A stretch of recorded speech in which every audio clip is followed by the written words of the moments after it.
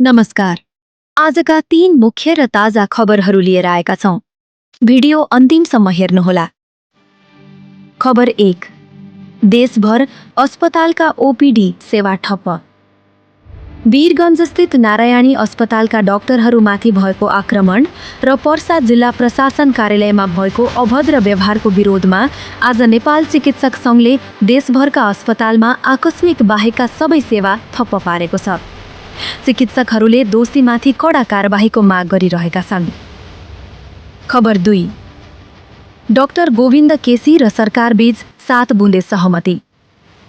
विगत केही दिनदेखि धनगढीमा अनसनरत वरिष्ठ चिकित्सक डाक्टर गोविन्द केसी र सरकारबीच 7 बुँदे सहमति भएको छ। सहमति भएसँगै डाक्टर केसीले आफ्नो सत्याग्रह अन्त्य गर्नुभएको छ। खबर 3। इन्धनपछि खाद्यान्नमा नेपालको परनिर्भरता बढ्दो। भारतले खाद्यान्न निर्यातको प्रतिबन्ध खुकुलो पारेसँगै नेपालमा खाद्यान्न आयात वात्तै बढेको छ।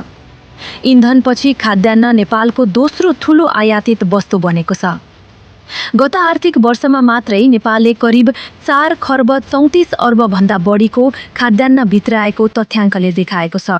आजका लागि खबरहरू यी नै थिए।